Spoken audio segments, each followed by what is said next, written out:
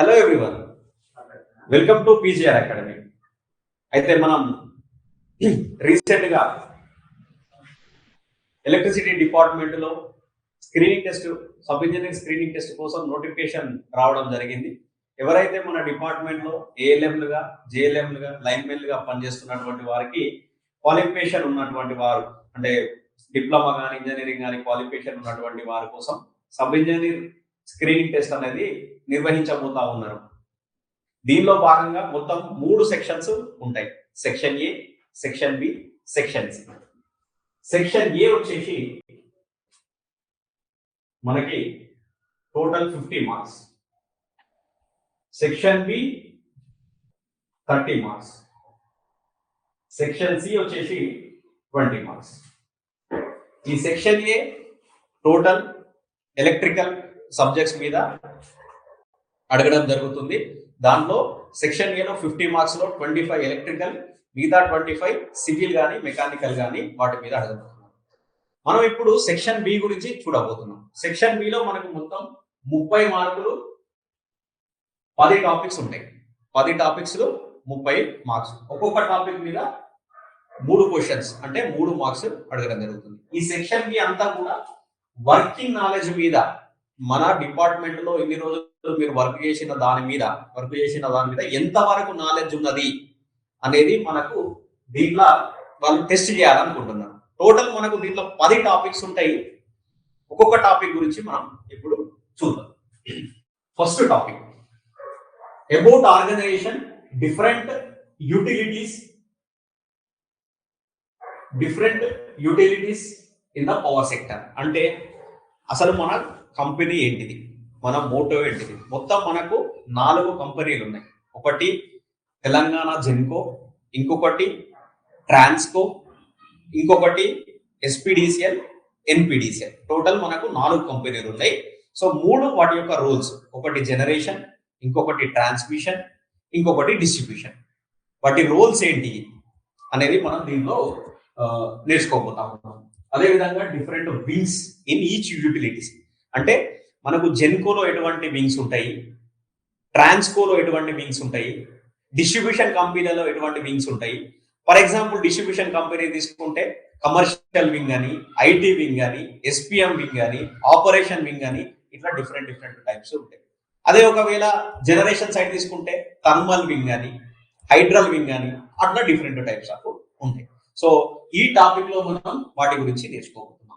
అదే విధంగా over view of distribution business. ఈ బిజినెస్ వచ్చేసి ఏంటిది, ట్రాన్స్కో అనే కంపెనీ జెన్కో కంపెనీ దగ్గర నుండి పవర్ పర్చేజ్ చేస్తారు. డిస్ట్రిబ్యూషన్ కంపెనీస్ ట్రాన్స్మిషన్ కంపెనీస్ నుండి పవర్ పర్చేజ్ చేస్తారు. వాళ్ళ మధ్యలో ఉన్న అగ్రిమెంట్ ఏంటిది, వాళ్ళు ఏ విధంగా దాన్ని, ఆ ప్రొసీజర్ ని కొనసాగిస్తారు అనేది మనం ఈ టాపిక్ లో నేర్చుకుంటాం. అదే విధంగా ఇంట్రడ్యూస్ టు టీజీఈఆర్సీ. టీజీఈఆర్సీ అంటే తెలంగాణ ఎలక్ట్రిసిటీ రెగ్యులేటరీ కమిషన్. ఈ కమిషన్ ఏం చెప్తుంది అంటే ఎలక్ట్రిసిటీ బిల్స్ అనేది ఒక యూనిట్ కి, పర్ యూనిట్ కి ఎంత ఛార్జ్ చేయాలి, మనం అంతకన్నా ఎక్కువ ఛార్జ్ చేస్తే ఏమవుతుంది, తక్కువ ఛార్జ్ చేస్తే ఏమవుతుంది, మనం ఎప్పుడు ఎలక్ట్రిసిటీ బిల్స్ అనేది పెంచుకోవచ్చు అని డిస్ట్రిబ్యూషన్ కంపెనీస్ కి, ట్రాన్స్మిషన్ కంపెనీస్ కి అది రెగ్యులేట్ చేస్తూ ఉంటది. That is called TGERC. దాంట్లో ఎంతమంది మెంబర్స్ ఉంటారు, అది ఎప్పుడు ఫామ్ అయింది అనే లాంటి విషయాలు మనం ఈ టాపిక్ లో నేర్చుకుంటాం. అదే విధంగా latest trends and innovations in power transmission and distribution sectors. ఒక చిన్న ఎగ్జాంపుల్ తీసుకుందాం. ఈ టాపిక్ లో మనం ఏం నేర్చుకోబోతున్నాం అంటే కొత్తగా ఏవైతే టెక్నాలజీస్ ఇన్వాల్వ్ అయినాయి. రీసెంట్ గా మనకు డిస్ట్రిబ్యూషన్ కంపెనీ అయినటువంటి ఎన్పీడీసీఎల్ లో ఒక ఇన్నోవేటివ్ ఐడియా, అదేంటిదంటే ఫాల్ట్ ప్యాసేజ్ ఇండికేటర్స్. అంటే మనకు 33 kV లైన్స్, 11 kV లైన్స్ ఉంటాయి. ఏవైతే 10 కిలోమీటర్స్ కన్నా ఎక్కువ లెంత్, ఆ 20 కిలోమీటర్స్ కన్నా ఎక్కువ లెంత్ ఉన్నటువంటి లైన్ ను సెలెక్ట్ చేసుకొని వాటి స్పర్ లైన్ లో ఈ ఫాల్ట్ ప్యాసేజ్ ఇండికేటర్స్ అనేది పెట్టడం జరుగుతూ ఉంటుంది. అవి ఆ లైన్ లో ఏ ఫేజ్ లో ఫాల్ట్ ఉన్నది అనేది క్లియర్ గా ఇన్స్ట్రక్షన్స్ ఇస్తుంది మనకి. ఓవర్ ద ఫోన్ మనకి ఫోన్ కి మెసేజ్ వస్తుంది. మనం ఆ ఫీడర్ కి ఆ స్పర్ లైన్ లో ఆ ఫేజ్ లో వెళ్ళి బ్రేక్ డౌన్ అటెండ్ అయితే సరిపోతుంది. దీనివల్ల మనకున్న మ్యాన్ పవర్ ని 100% యూటిలైజ్ చేసుకోగలుగుతాం. సో అదొక లేటెస్ట్ ట్రెండ్. అదే విధంగా చాలా ఇన్నోవేటివ్ ఐడియాస్ మనం యాక్సెప్ట్ చేస్తా ఉన్నాము. జెన్కో కానీ, ట్రాన్స్కో కానీ, డిస్ట్రిబ్యూషన్ కంపెనీస్ కానీ. దాంట్లో మనం ఈ టాపిక్ లో అది డిస్కస్ చేసుకోబోతా ఉన్నాం. అదే విధంగా మనకు ఎలక్ట్రిసిటీ అమెండ్మెంట్ యాక్ట్ 2003లో మనకు ఫర్ ఎగ్జాంపుల్ ఒక ఇంటికి హారిజాంటల్ డిస్టెన్స్ ఎంత ఉండాలి, వర్టికల్ డిస్టెన్స్ ఎంత ఉండాలి, అదే విధంగా ఒకవేళ ఎవరైనా ఎనర్జీని థెఫ్ట్ చేస్తే మనం ఏ విధంగా ప్రొసీడ్ కావాలి అనే లాంటివి అన్ని కూడా మనము ఈ ఇండియన్ ఎలక్ట్రిసిటీ రూల్స్ లో మనం తెలుసుకోబోతా ఉన్నాం. అండ్ అదే విధంగా వాటిలో కొత్తగా వచ్చినటువంటి ఇప్పుడు రీసెంట్ గా 2010లో, 2015లో, 2020లో కొత్త అమెండ్మెంట్స్ వీటిలో తీసుకొచ్చారు. ఏమేమి అమెండ్మెంట్స్ దాంట్లో తీసుకొచ్చారనే విషయాలు మనం ఈ టాపిక్ లో నేర్చుకోబోతున్నాం. ఇది యూనిట్ 1 చాప్టర్ 1. Next chapter.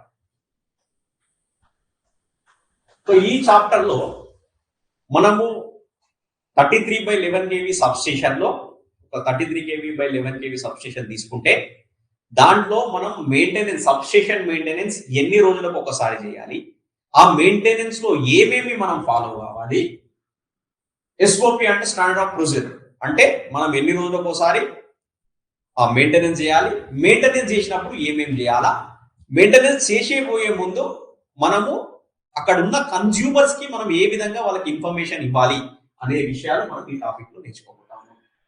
అదే విధంగా switch yard equipment maintenance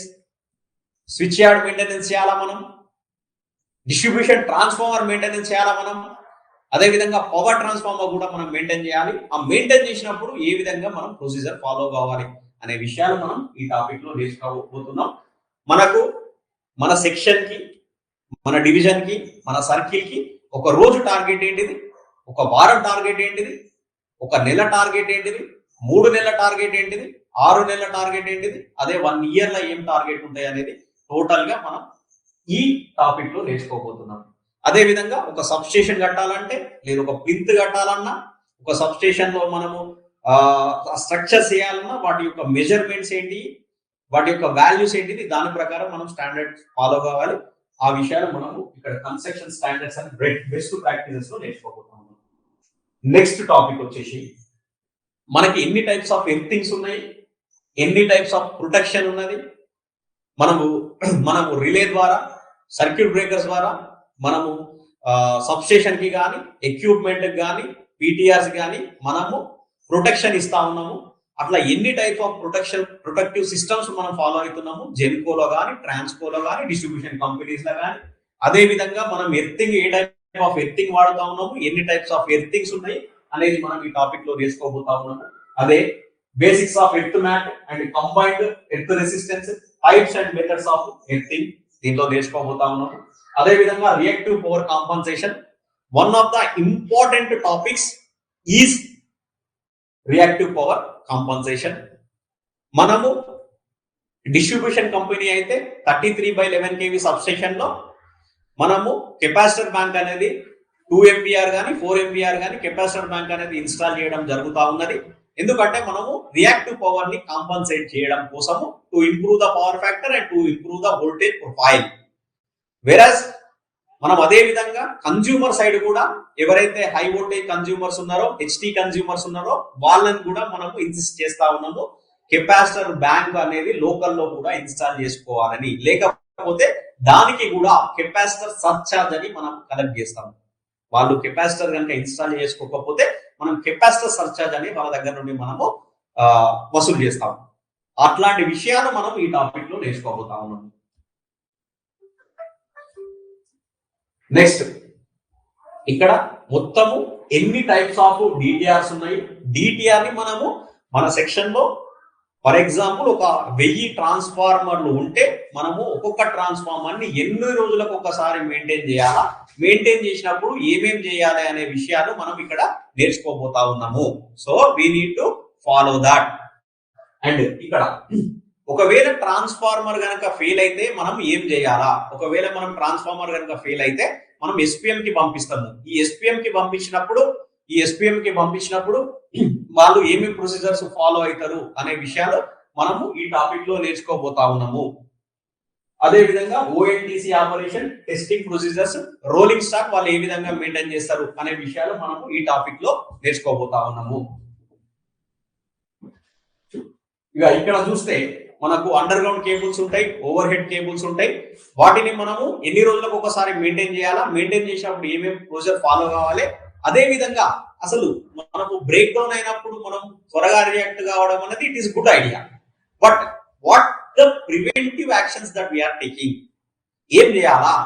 middle poles అవసరం ఉంటే మిడిల్ పోల్స్ వేపియాలా, అదే విధంగా రీస్క్రీనింగ్ అవసరం ఉంటే రీస్క్రీనింగ్ వేపియాలా, లేకపోతే కొత్త కండక్టర్ చేయాలంటే కొత్త కండక్టర్ చేపియాలా, ఇట్లాంటి ప్రొసీజర్స్ అనేది మనం ఫాలో కావాలా. అదే విధంగా testings of charged lines and standard procedure, మనం ఒక కొత్త లైన్ ని చార్జ్ చేయాలనుకుంటే ఏమేమి ప్రొసీజర్ ఫాలో కావాలి, ఫేజ్ సీక్వెన్స్ కరెక్ట్ ఉండాలా, వోల్టేజ్ లెవెల్స్ చెక్ చేసుకోవాలా అనే టాపిక్స్ అనే విషయాలు అనేది మనం ఇక్కడ నేర్చుకోబోతా ఉన్నాం. అదే విధంగా ఎనర్జీ ఆడిట్, ఇది కూడా one of the important topics.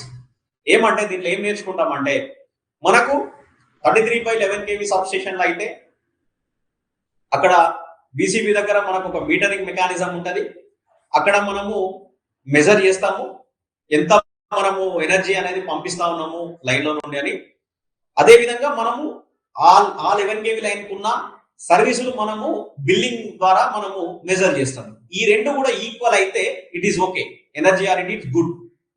ఒకవేళ there is unbalancing in between this two, so energy audit is not good. అంటే మనము లైన్లో అక్కడ ఏమైనా థెఫ్ట్ జరిగింది అనుకో, అది నీకు మీటర్ల రికార్డ్ కాదు. మీటర్ల రికార్డ్ కానప్పుడు నువ్వు యూ కెనాట్ మెజర్. సో అలాంటి విషయాలు అనేది మనం ఎనర్జీ ఆడిట్ అనే టాపిక్ లో నేర్చుకోబోతా ఉన్నాం. నెక్స్ట్ వచ్చేసి మనకు డిస్ట్రిబ్యూషన్ కంపెనీస్ లో కొత్తగా వచ్చినటువంటి టెక్నాలజీ ఏమంటే స్కాడా. ఈ స్కాడాలో మన సబ్స్టేషన్స్ అన్ని కూడా ఇంటిగ్రేట్ చేసి మనము కార్పొరేట్ ఆఫీస్ నుండే, లోకల్ నుండి కాకుండా నాన్ లోకల్ నుండి మనం ఆపరేట్ చేసుకోవచ్చు. ఏది మనము బ్రేకర్ ఆపరేషన్స్ చేసుకోవచ్చు. అండ్ ఇప్పటి వరకు ఇంకా మనకు రాలేదు, బట్ ట్రాన్స్మిషన్ కానీ పవర్ గ్రిడ్ లో కానీ వాడుతా ఉన్నారు. ఏం వాడుతా ఉన్నారు? డైరెక్ట్ మనం లోకల్కి వెళ్ళకుండానే ఏబీ స్విచ్ అనేది ఆన్ ఆఫ్ ఆపరేషన్ చేస్తా ఉన్నారు. కానీ మన దగ్గర మాత్రము ఓన్లీ బ్రేకర్ ఆన్ ఆఫ్ చేస్తా ఉన్నారు నాన్ లోకల్ నుండి. లోకల్లో మాత్రము ఏబీ స్విచ్ మాన్యువల్ గా మళ్ళీ క్లోజ్ చేసుకోవడం, ఇట్లాంటి ఇంప్లిమెంటేషన్స్ అనేది చేస్తా ఉన్నారు in this topic, that is SCADA. Next, basics of LMRC activities and load management, day ahead scheduling. అంటే మనం ఏ రోజు ఈ సబ్స్టేషన్ ఆఫ్ లో ఉండబోతా ఉంది, ఈ సబ్స్టేషన్ ఆన్ లో ఉండబోతా ఉన్నది అనేది మనం లోకల్ ఇన్ఫర్మేషన్. ఇదంతా మనం ఎక్కడ అంటే డిస్ట్రిబ్యూషన్ మేనేజ్మెంట్ సిస్టమ్ కి మనం ఎవ్రీథింగ్ ఇన్ఫర్మేషన్ ఇవ్వాలా. ఈ రోజు ఈ ఏరియా షెడ్యూలింగ్ చేస్తా ఉన్నాము అనే విషయాలు మనం దీంట్లో నేర్చుకోబోతా ఉన్నాము. అదే విధంగా మనకు మీటరింగ్ అనేది వెరీ ఇంపార్టెంట్. ఎందుకు మీటరింగ్ వెరీ ఇంపార్టెంట్? మనం డిస్ట్రిబ్యూషన్ కంపెనీ అనేది ట్రాన్స్మిషన్ కంపెనీ నుండి ఎలక్ట్రిసిటీని అనేది కొనుగోలు చేస్తా ఉన్నాము. ఈ కొనుగోలు చేసినటువంటి దానికి మళ్ళా మనము పేమెంట్ కట్టాలి. మనం పేమెంట్ కట్టాలి అని అంటే మనము మన కన్జ్యూమర్లకి ఇచ్చేటువంటి ఎనర్జీ, మనం కన్జ్యూమర్కి ఇచ్చేటువంటి పవర్ ని ప్రాపర్ గా బిల్లింగ్ చేసుకోవాలి. మనం బిల్లింగ్ చేసుకొని వాళ్ళ దగ్గర నుండి కలెక్షన్ చేసి మనము మన కంపెనీ ఎక్కడైతే మన కంపెనీకి సంబంధించిన జీతాలు చెల్లించాలి. అదే విధంగా ట్రాన్స్మిషన్ కంపెనీకి మనము తీసుకున్నటువంటి ఎనర్జీకి పైసలు చెల్లించాలి. కాబట్టి metering, billing is very important topics. So ఇక్కడ మనకు ఎన్ని టైప్స్ ఆఫ్ మీటర్స్ ఉన్నాయి? సింగిల్ ఫేజ్ మీటర్ ఉంటుంది, 3 ఫేజ్ మీటర్ ఉంటుంది, సిటీ మీటర్ ఉంటుంది, హెచ్టీ మీటర్ ఉంటుంది. అదే విధంగా సోలార్ సైడ్ తీసుకుంటే solar net meter single phase ఉంటుంది, 3 ఫేజ్ ఉంటుంది, సిటీ మీటర్ ఉంటుంది, అది కూడా హెచ్టీ మీటర్ ఉంటుంది. సో ఏమేమి మీటర్స్ ఉన్నాయి, ఆ మీటర్స్ ఒకవేళ ప్రాబ్లం వస్తే ఏ టైప్ ఎట్లా టెస్ట్ ఎట్లా చేయాలా.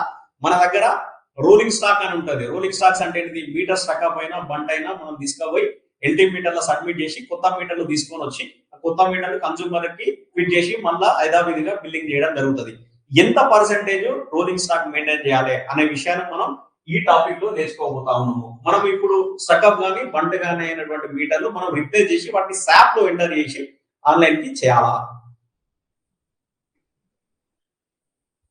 నెక్స్ట్ వచ్చేసి మీటర్ రీడర్స్ ఉంటారు. అంటే మనకు ఇప్పుడు స్పాట్ బిల్లర్స్ అని మాట్లాడతాం. మనం స్పాట్ బిల్లర్స్ ఇప్పుడు దాన్ని ప్రైవేట్ వ్యక్తులు కొడతారు. అదే విధంగా మన డిపార్ట్మెంట్ వాళ్ళు కూడా మనం బిల్లింగ్ చేస్తాము. మనకు ఇప్పుడు ఎన్పిటిసిఎల్ కంపెనీ తీసుకుంటే 1/6 అంటే ఫర్ ఎగ్జాంపుల్ ఒక ఏరియాలో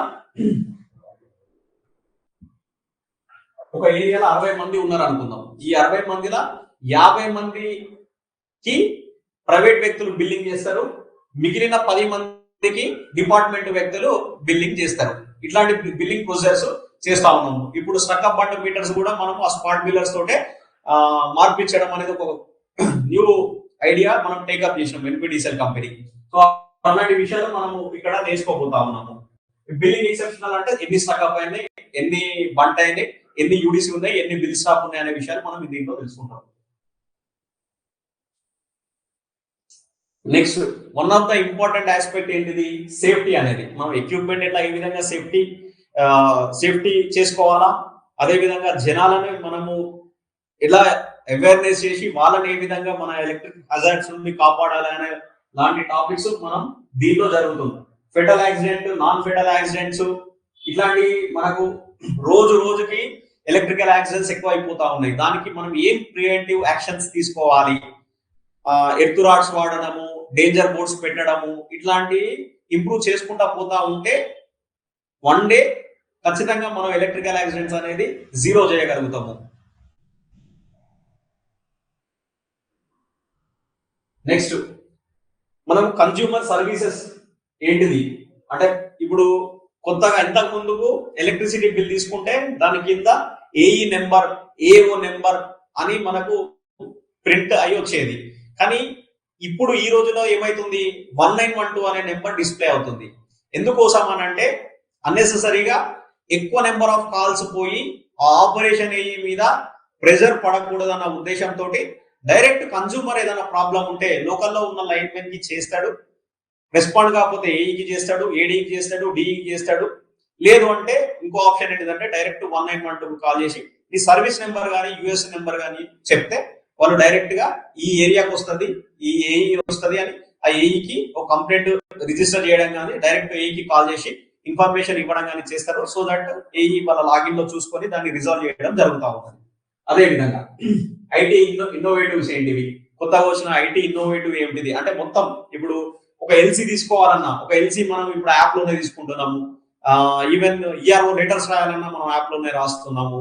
అదే విధంగా ఎక్సెప్షన్స్ తీసుకోవడం, యూడిసి బిల్ స్టాప్ ఎంటర్ చేయడము, ఇట్లాంటి కొత్త ఇన్నోవేటివ్ ఐడియాస్ అన్ని కూడా మనం ఐటీలో ఎటువంటి తీసుకొస్తా ఉన్నాం అనేది మనం ఈ టాపిక్ లో నేర్చుకుంటాం. నెక్స్ట్ ఇక్కడ మరొక ఇంపార్టెంట్ టాపిక్ ఏమంటే సిజిఆర్ఎఫ్. ఈ సిజిఆర్ఎఫ్ అనేది కన్జ్యూమర్ గ్రీవెన్స్ రిడ్రెసల్ ఫోరం. ఇక్కడ ఏం చేస్తారంటే కన్జ్యూమర్స్ కి వాళ్ళకి అక్కడ ఉన్న లోకల్లో ఉన్న లైన్ మెన్ కానీ, ఏఈ కానీ, ఏడీ కానీ, డిఈ కానీ సరైన వాళ్ళు చేసిన వర్క్ సాటిస్ఫాక్షన్ కాకపోతే వాళ్ళు కన్జ్యూమర్ రిడ్రెసల్ ఫోరం లా వాళ్ళు కంప్లైంట్ చేయడం జరుగుతుంది. అప్పుడు ఒక కన్జ్యూమర్ రిడ్రెసల్ ఫోరం వాళ్ళు అనేది ఆ సమస్య ఏంటిది, దానికి సొల్యూషన్ ఏంటిది అనేది ఇది ఏంటిదంటే ఎలక్ట్రిసిటీ కోర్టు టైప్ అన్నట్టు. ఇక్కడ వాళ్ళ యొక్క ప్రాబ్లమ్స్ ఫేస్ దాన్ని రిజాల్వ్ చేసుకుంటారు. ఇక్కడ కూడా ప్రాబ్లమ్ సాల్వ్ కాకపోతే వాళ్ళు అంబుడ్స్మెంట్ కి వెళ్ళడానికి అవకాశం ఉన్నది. అది కోర్టు లాగా. కోర్టులో మనము మన సమస్య ఏంటి అనేది వినిపించుకోవచ్చు. రెండు సైడ్ల వాదనలు విన్న తర్వాత వాళ్ళు దానికి కావాల్సిన సొల్యూషన్ ఏంటి అనేది ఇవ్వడం జరుగుతుంది. Thank you. మొత్తం టోటల్ గా మనము ఈ సెక్షన్ బి లో 10 టాపిక్స్ ఉంటాయి. ఈ 10 టాపిక్స్ నుండి ఒక్కొక్క టాపిక్ నుండి 3 క్వశ్చన్స్ అడగడం జరుగుతుంది. అంటే ఒక టాపిక్ నుండి 3 మార్క్స్ వస్తాయి. టోటల్ మనకి 30 మార్కులు. This is one of the important topics in this sub-engineering screening exam. Thank you.